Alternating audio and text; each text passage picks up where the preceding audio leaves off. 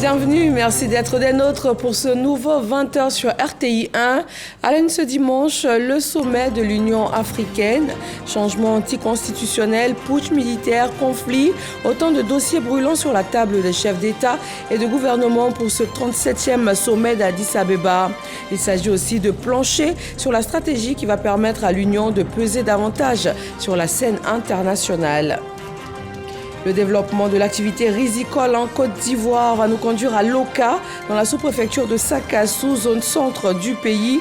Un périmètre de 450 hectares y est dédié à la production du riz. Le ministre Benan Kwasi Adjoumani s'est rendu sur le site de production. Et puis au Sénégal, les organisations de la société civile restent mobilisées en dépit de la décision du Conseil constitutionnel. Elles demandent notamment la publication d'un nouveau calendrier électoral dans les plus brefs délais.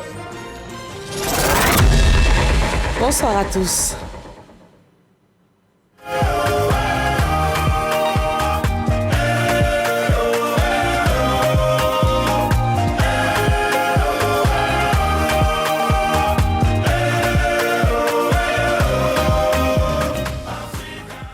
Il est rentré d'Addis Abeba en Éthiopie ce dimanche en fin d'après-midi. Le vice-président de la République il y a représenté le chef de l'État Alassane Ouattara à la 37e session ordinaire de la conférence des chefs d'État et de gouvernement de l'Union africaine. Tchemoko Meïlie Kone a été accueilli à l'aéroport Félix Houphouët-Boigny d'Abidjan par le Premier ministre Robert Begré-Mambé. Revenons sur l'ouverture hier samedi 17 février de cette 37e session ordinaire de la conférence des chefs d'État et de gouvernement de l'Union africaine. Plusieurs sujets à l'ordre du jour, les conflits en Libye et au Soudan, le report de la présidentielle au Sénégal, l'escalade des tensions entre la RDC et le Rwanda, ou encore la turbulence traversée par la CEDEAO avec le départ annoncé de 3 pays du Sahel. Viviane Naïma. Le vice-président de la République, Kone Tchemoko Meïlie, représentait le président de la République, Alassane Ouattara, aux travaux de la 37e session ordinaire de la conférence des chefs d'État et de gouvernement de l'Union africaine qui s'est ouverte ce samedi 17 février au siège de l'organisation panafricaine à Addis Abeba. Ce 37e sommet a été marqué par le lancement officiel du thème de l'année 2024 de l'Union africaine, à savoir « Éduquer une Afrique » adapté au XXIe siècle, construire des systèmes éducatifs résilients pour un accès accru à un apprentissage inclusif, qualitatif tout au long de la vie et pertinent pour l'Afrique. La cérémonie s'est déroulée sous la présidence du président en exercice sortant de l'Union africaine, Assoumani Azali, chef d'État de la République des Comores, qui a passé le flambeau au président de la République islamique de Mauritanie, Mohamed Cheikh El Gazaoui, pour un mandat d'1 an.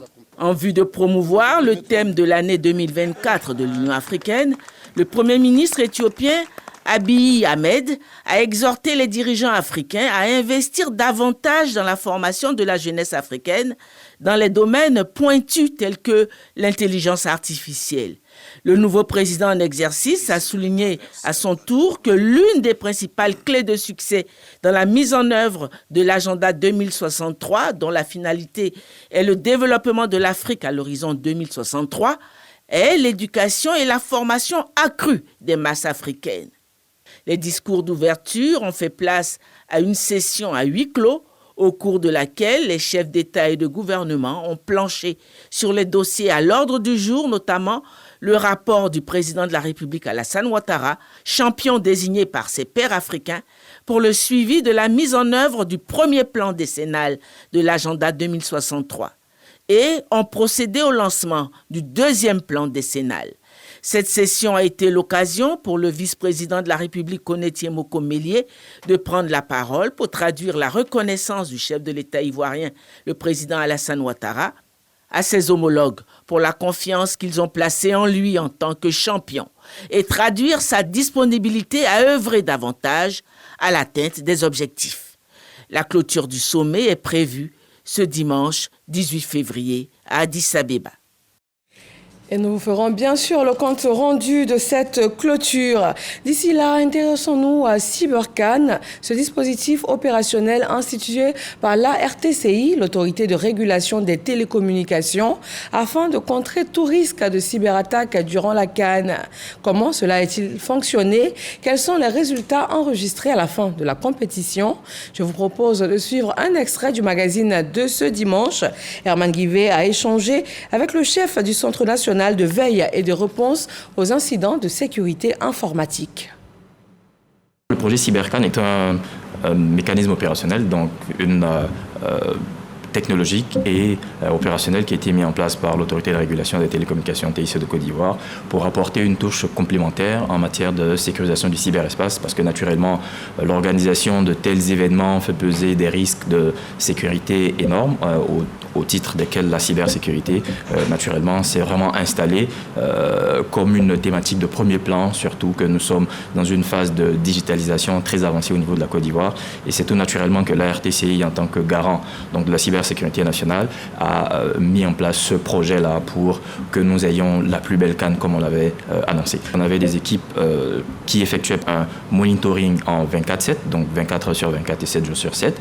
Donc on a identifié donc les risques, donc les facteurs de risque essentiels qui nous ont été remontés donc par l'expérience que nous avons sur le terrain. Il faut rappeler que l'ARTCI est le pionnier en matière de cybersécurité depuis 2008, donc sur cette question. Et donc toute l'expérience que nous avons donc acquis pendant ces années nous a permis donc d'identifier les facteurs de risque, donc d'identifier également les acteurs menaçants et surtout de regarder les actifs les plus critiques qui méritaient d'être monitorés de manière spécifique pendant cette compétition. Nous avons réussi le pari donc d'intégrer la cybersécurité dans le dispositif global donc d'organisation de la compétition, et les leçons qu'on en tire justement nous permettent d'entrevoir l'avenir de manière plus sereine et surtout de mettre la cybersécurité au cœur de la transformation digitale telle que voulue par les plus hautes autorités dirigeantes de notre pays.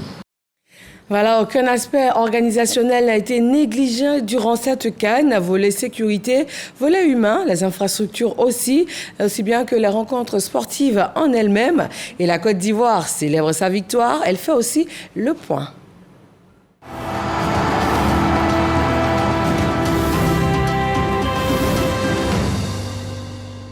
Les anciens parlementaires ivoiriens rendent hommage aux éléphants de Côte d'Ivoire. Ils donnent de la voix pour célébrer ce 3e trophée ivoirien après ceux de 1992 et 2015. Chris Diomondé et Sidonie Davila. Les scènes de liesse étaient bien visibles après la victoire des éléphants de Côte d'Ivoire face aux Super Eagles du Nigeria. Les anciens parlementaires de Côte d'Ivoire n'ont pas voulu rester en marge de cette effervescence populaire. Au cours d'un point de presse, l'APCI a rendu un hommage aux pachydermes pour leur dévouement et leur esprit patriotique.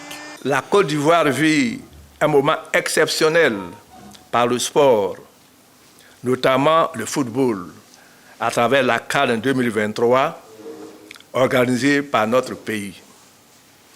Il plaît à l'Association des anciens parlementaires de Côte d'Ivoire, APCI, d'exprimer toute sa joie et de communier avec le peuple ivoirien dans cette ferveur nationale. Les Ivoiriens sont passés par toutes les étapes d'émotion. Les éléphants ont su se relever après avoir compris le message du peuple ivoirien, notamment celui du président de la République. L'APCI a exprimé toute sa reconnaissance au président de la République, Alassane Ouattara, qui a mis tout en œuvre pour que cette 34e édition de la CAN soit la meilleure jamais organisée en Afrique. Toute notre gratitude à son Excellence le président de la République, Alassane Ouattara, qui n'a ménagé aucun effort pour atteindre ce résultat. L'APCI soutient les actions de la République. Elles conduisent au resserrement des liens entre les Ivoiriens et met en exergue l'hospitalité ivoirienne. Tel a été l'effet de cette CAN 2023 inédite. La Côte d'Ivoire, désormais au même niveau que le Nigeria, au palmarès de la CAN avec 3 étoiles, consolidant son statut de grande nation du football africain. Une victoire qui va au-delà du simple triomphe sportif symbolisant l'unité, la cohésion sociale et le vivre ensemble. Et la communauté nigériane vivant en Côte d'Ivoire fait elle aussi le bilan de cette CAN. Elle a aussi célébré la victoire de la Côte d'Ivoire, la 3e étoile de la Côte d'Ivoire. La communauté manifeste sa reconnaissance notamment à son pays d'accueil. Eric Goré. L'espace Canal au Bois de Trècheville pris d'assaut par la communauté nigériane venue manifester son attachement à la Côte d'Ivoire, son pays d'accueil. Pour cet événement, ce sont plusieurs chefs de communauté et rois nigérians venus de l'Afrique, de l'Europe, des États-Unis pour accompagner leurs frères nigérians vivant en Côte d'Ivoire. Ils apprécient cette noble vision qui renforce la paix entre le peuple ivoirien et ce peuple frère. Le moment est propice pour les Nigérians de passer des messages dans le sens de la paix et surtout procéder à l'investiture du roi des Yoruba, Sa Majesté Adebayo Yaya. Il a reçu ses attributs. Investi de tous les pouvoirs, le roi parle de ses priorités. Nous, on vit ici, on veut que la joie règne entre nous, les Ivoiriens et les Nigériens. On dit union fait la force. Et que je veux que tout le monde soit vraiment sincère et avoir l'amour des uns et des autres. Et que l'amour règne entre nous tous, les Ivoiriens comme les Nigériens. La communauté nigériane est fière de vivre en Côte d'Ivoire dans un esprit apaisé. On demande aujourd'hui à tous les Nigériens vivant sur l'étendue du territoire, on a besoin de l'union, on a besoin de la paix, on a besoin de vivre ensemble comme on est venu ici. La manière dont nous vivons, il n'y a pas de problème entre nous et les Ivoiriens. Je veux que cette cohésion-là continue et que nous soyons toujours chez nous. Cette cérémonie a été meublée par des prestations artistiques purement traditionnelles valorisant la culture nigériane. Dans le domaine agricole, à Bangourou, les meilleurs producteurs d'EVA ont été primés. Le programme Guassou a permis de connaître et de récompenser les meilleurs producteurs d'EVA qui se sont distingués au cours des 6 derniers mois, notamment par la qualité et aussi la quantité de caoutchouc naturel produit. Voyons cela avec Herman Niamia. Vainqueur de la 11e édition, la coopérative Scope NSCCPA réédite l'exploit et remporte le premier prix de la 12e édition du programme Guassou. Elle a livré 9 895 tonnes de caoutchouc naturel. Quant à Amena Aoussi Pascal, avec 1044 tonnes de caoutchouc naturel livrées, il est désigné meilleur planteur d'EVA à cette 12e édition de Guassou. C'est l'effort fourni par nos paysans, nos planteurs, et surtout la communication entre nous et les planteurs qui a nous amené à faire ce tonnage. Le programme Guassou, mis en œuvre par Olam Agri Rouber Côte d'Ivoire, vise à récompenser et fidéliser les sociétés coopératives d'EVA. Pour cette 12e édition, ce sont 527 bénéficiaires, dont 55 coopératives et 472 planteurs qui ont été primés. Débuté il y a 7 ans, pour répondre donc à l'appel des planteurs d'EVA, l'aventure Guassou est devenue au fil des années et des éditions une véritable lucarne, une institution qui fait le bonheur de ceux-ci. Depuis la première édition, ce sont au total des sacs et kits scolaires pour 14 000 enfants qui ont été distribués, des équipements de saignée pour 44 000 hectares d'EVA, des engins roulants, motos, tricycles et camions pour le transport de 30 000 tonnes de caoutchouc naturel. Parrain de cette édition, le ministre d'État, ministre de l'Agriculture, du Développement rural et des productions vivrières, Kobina Kwasi Adjoumani, a félicité les initiateurs de cette cérémonie et les producteurs d'EVA pour le travail qu'ils abattent. Un travail qui permet à la Côte d'Ivoire d'occuper le premier rang africain et le 3e rang mondial de producteurs d'EVA avec une production qui est passée de 950 000 tonnes en 2020 à plus de 1 600 000 tonnes en 2023. Olam Agri Rouber Côte d'Ivoire souhaite distribuer, en plus des dons habituels, des semences de cultures maraîchères, aubergines, piments, tomates, concombres et autres pour environ 50 hectares afin de permettre aux producteurs d'EVA de diversifier leurs sources de revenus.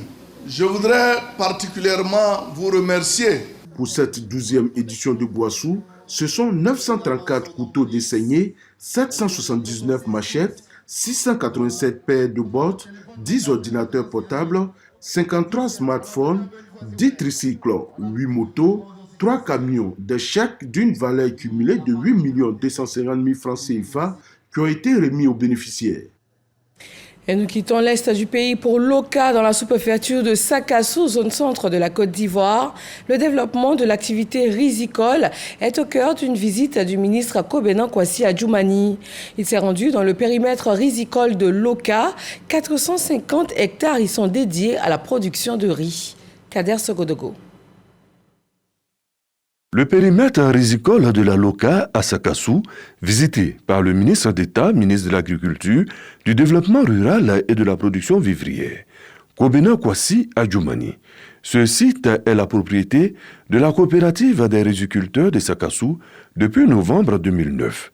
Ils sont au total 309 producteurs, dont 68 femmes qui exploitent 400 hectares sur les 450 disponibles.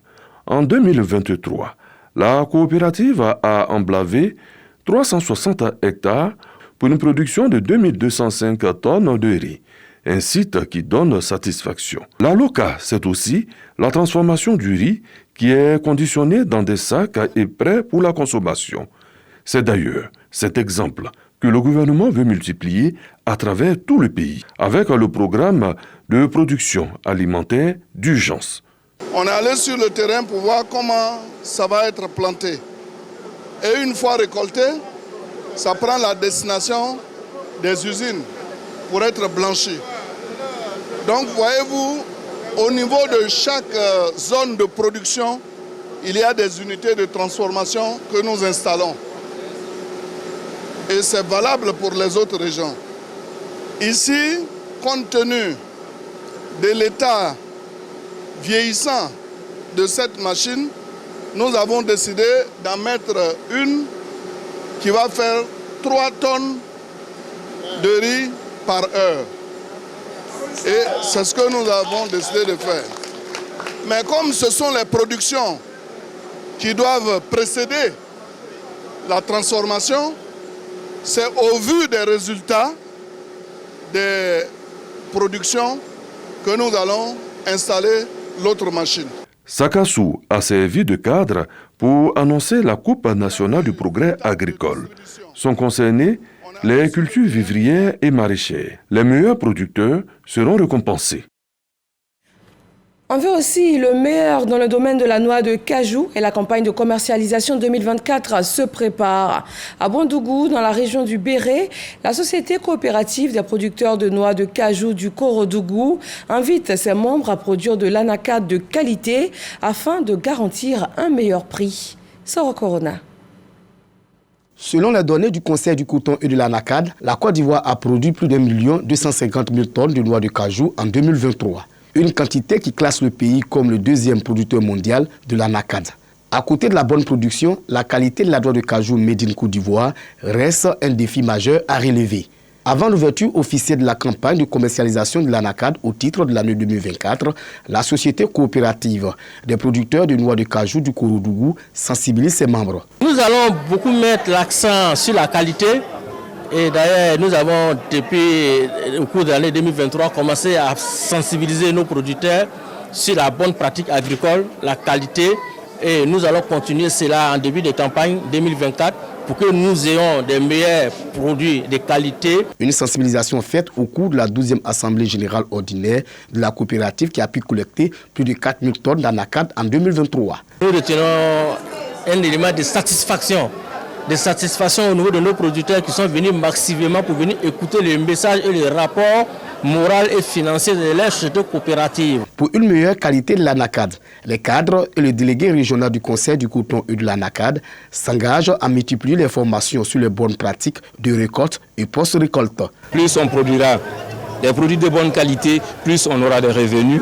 Et au-delà de ça, c'est la réputation de la région même du Béret qui est mise en avant. S'agissant des qualités, nous ne sommes pas encore satisfaits. Pour que l'utilisation des clés soit vraiment effective, il faut effectivement que la noix soit séparée avec les ficelles Il faut qu'ils adoptent les bonnes pratiques agricoles. La Société coopérative des producteurs de noix de cajou du Kouroudougou se veut une organisation citoyenne. Elle a fait des dons de timbres, de bons de carburant, des pots de peinture, des papiers rames au corps préfectoral et aux forces de défense et de sécurité de la région du Béret. Valeur de dons, plus de 4 millions de francs CFA. Les meilleurs agents de la coopérative ont été aussi récompensés. L'ambassade iranienne en Côte d'Ivoire commémore les 45 ans de la révolution de la République d'Iran. La Côte d'Ivoire et l'Iran entretiennent depuis de nombreuses années des relations cordiales dans plusieurs secteurs d'activité, notamment dans le domaine politique, économique et social. Souleymane Donisongou et Moussa Konaté nous font le compte-rendu de cette célébration officielle. Cérémonie commémorative du 45e anniversaire de la victoire de la révolution islamique. Occasion pour l'ambassadeur de l'Iran en Côte d'Ivoire d'afficher la qualité des relations bilatérales entre son pays et la Côte d'Ivoire. Les relations entre la République islamique d'Iran et la République de Côte d'Ivoire se développent dans le domaine économique et nous sommes témoins de la bonne activité des entreprises iraniennes dans divers secteurs, notamment l'importation et l'exportation, la construction et le transfert des services techniques et d'ingénierie, et nous essayons d'identifier les capacités de l'Iran et de la Côte d'Ivoire afin d'encourager les entreprises des deux pays à coopérer davantage. La célébration a vu la présence de plusieurs diplomates accrédités en Côte d'Ivoire. Au nom du gouvernement ivoirien, le ministre de l'Enseignement technique et de la formation professionnelle, Nguessan Kofi, représentant le ministre des Affaires étrangères, Léon Kakou Adom, a souligné les potentialités que regorge l'Iran et souhaite une coopération renforcée entre les deux pays. Je voudrais profiter de l'opportunité qui m'est offerte pour me féliciter de la bonne qualité des relations de coopération qui unissent nos deux pays depuis l'établissement de nos relations diplomatiques en 1975. Monsieur l'ambassadeur, je tiens à souligner la satisfaction du gouvernement ivoirien quant à la présence notable et qualitative des entreprises iraniennes en Côte d'Ivoire exerçant dans les secteurs clés de production. Nous devons donc travailler continuellement au renforcement de cette présence, fort des ambitions que nous partageons et au regard de nos potentialités respectives. Depuis février 1979, le peuple iranien a réalisé de grands succès dans divers domaines politiques, culturels, scientifiques et technologiques. La République islamique d'Iran se présente aujourd'hui au monde comme une puissance régionale et un modèle de pays indépendant. Sur le plan culturel, voyons maintenant la cérémonie de lancement de la 28e édition du concours de beauté Miss Côte d'Ivoire. Cette édition 2024 a bénéficié du soutien de la première dame Dominique Ouattara, des ministères de la Culture, du Tourisme et celui de la Femme, de la Famille et de l'Enfant. Serge Pacom Didi et Didier Nguessan. Diony Mylène, Miss Côte d'Ivoire 2023, cédera sa couronne le 29 juin prochain, lors de la finale de la 28e édition du concours de beauté Miss Côte d'Ivoire. À la recherche de la plus belle fille du pays, le Comici sillonnera cette année 11 villes.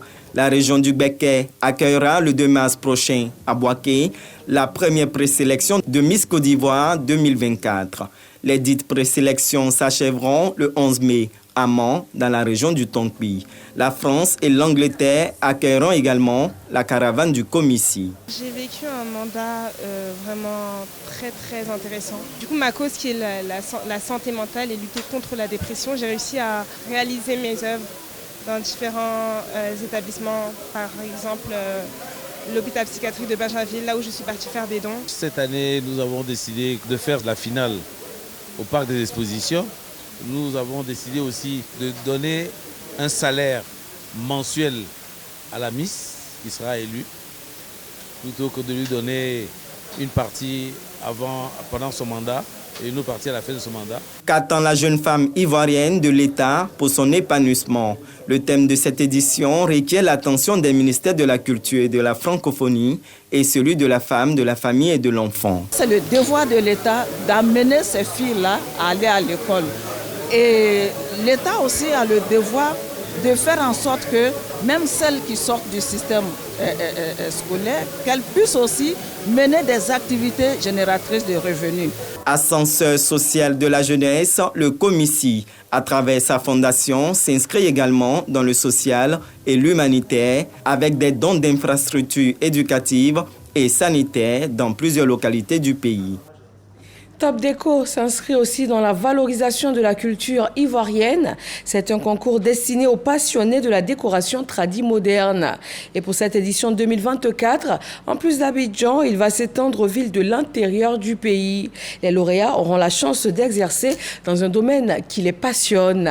Le reportage est signé Constant Kokora et Godfrey Okambawa. C'est parti pour la 3e édition du concours Top Déco 2024, devenu au fil des années une plateforme incontournable pour les amateurs et passionnés de la décoration tradimoderne en Côte d'Ivoire. Il met en lumière le génie créatif des participants et vise à révéler des talents émergents dans le domaine de la décoration. C'est un concours de révélateurs de talents et on sait aujourd'hui qu'il y a des personnes qui ont peur, qui ont des talents mais qui sont cachés. Et donc nous, notre objectif, c'est pour les révéler et surtout la marque déposée de cette révélation de talent est surtout tradie moderne, donc accompagnée de tout ce qu'on a comme culture au niveau de nos pays, donc quand je dis nous, la Côte d'Ivoire ainsi que tous les pays africains qui sont intéressés par tout ce qui est décoration et décoration tradie moderne. À travers ce concours, l'initiatrice ambitionne stimuler la créativité des nouveaux talents, mettre un accent d'honneur sur l'artisanat et contribuer surtout à la création d'emplois. La 3e édition, c'est un peu la continuité quand même des 2 précédentes, c'est de mettre en valeur nos traditions, de mettre en valeur nos richesses.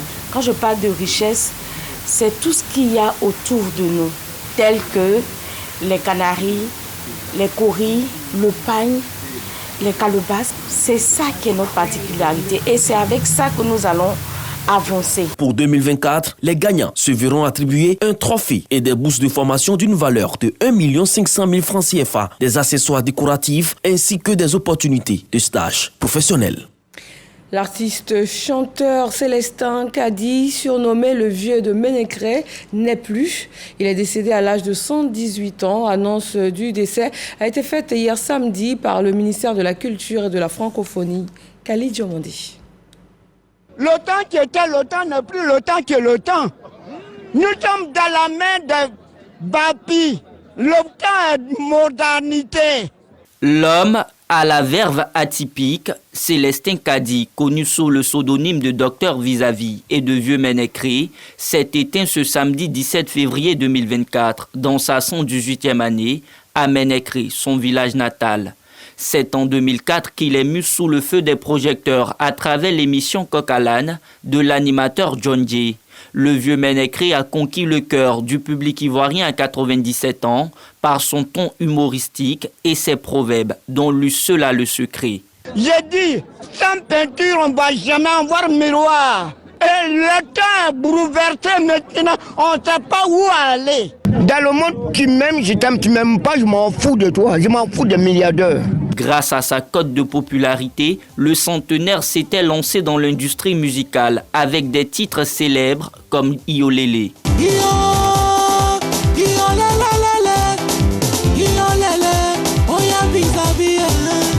Ses prises de parole singulières en chantaient plus d'un. Le vieux Ménécré faisait l'objet de nombreuses sollicitations et lorsqu'il était interrogé sur le secret de sa longévité, il le résumait en un triptyque. Comment se fait-il que vous êtes toujours en bonne santé? Quel est votre secret?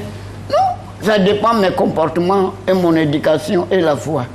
Du vieillard, les Ivoiriens ne gardent que de beaux souvenirs. La première fois qu'on l'a vu à la télé, que je l'ai vu à la télé, il a dit, lui quand c'est mort, il réveille ça. D'après les jeunes, il a enjaillé les gens. Malgré son âge, il avait encore le sens de l'humour. En tout cas, il nous a vraiment fait beaucoup rire. Il a donné la joie aux Ivoiriens, il a fait beaucoup de choses que vraiment on ne peut pas l'oublier. Père à son âme, vraiment la Côte d'Ivoire a perdu un artiste. Le docteur Vis-à-Vis, désormais dans l'au-delà, mais ses proverbes restent à jamais dans la mémoire collective. Et comme il le disait lui-même, personne ne connaît le jour de son jour. Dans le 7 sur 7, l'actualité dans le monde durant toute la semaine écoulée nous est proposée par Chantal Akandon.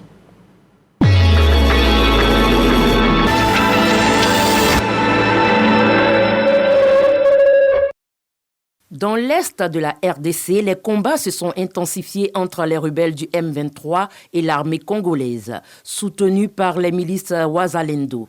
Des combats qui impactent le territoire de Massissi dans la province du Nord Kivu. Près de 700 000 personnes y ont été déplacées par les affrontements. C'est parti pour les huitièmes de finale de la Ligue des Champions. Le PSG retrouve la scène européenne en affrontant au Parc des Princes la Real Sociedad en huitièmes de finale aller de la Ligue des Champions.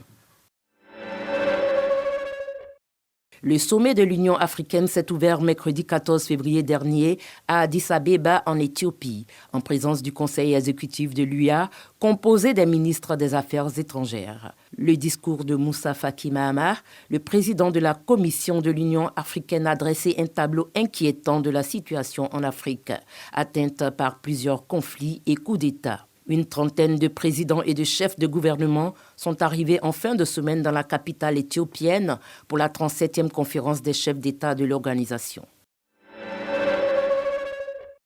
Les gardes-côtes tunisiens ont récupéré les corps de 9 personnes décédées après le naufrage de leur embarcation, marquant le dernier désastre en date pour les migrants qui tentent de traverser la Méditerranée pour rejoindre l'Europe. Les gardes-côtes ont également récupéré 45 personnes qui se trouvaient à bord de l'embarcation, un point de départ courant près de la frontière tunisienne avec la Libye. L'armée israélienne a déclaré qu'elle détenait des renseignements crédibles selon lesquels le Hamas avait retenu des otages dans un hôpital, le plus important de l'enclave palestinienne. L'opération a coûté la vie à un patient, alors que 6 autres ont été blessés à l'intérieur du complexe. Le porte-parole en chef de l'armée israélienne a fait savoir qu'il s'agit d'une opération précise et limitée. Le Caire a été le théâtre d'un événement de solidarité exceptionnel. Près de 10 000 coureurs, représentant près de 30 pays, ont pris part au marathon Run for Gaza. Toutes les recettes des ventes de billets pour cet événement ont été dédiées à l'acheminement d'une aide humanitaire d'urgence à la population vivant dans la bande de Gaza, région ravagée par les conflits. Élection présidentielle au Sénégal, des centaines de personnes se sont rassemblées place de la République à Paris pour protester contre le président actuel du Sénégal, Macky Sall, qui a tenté de reporter le scrutin présidentiel prévu le 25 février prochain au 15 décembre 2024. La déclaration a provoqué des manifestations. Le Conseil constitutionnel du pays a invalidé ce report car contraire à la Constitution.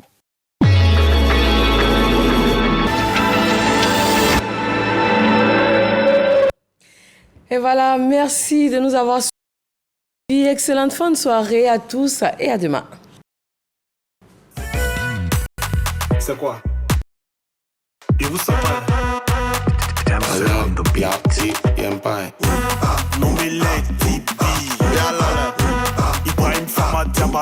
شرفت على بلد البيا Y'a pas quoi ça, à lui seulement.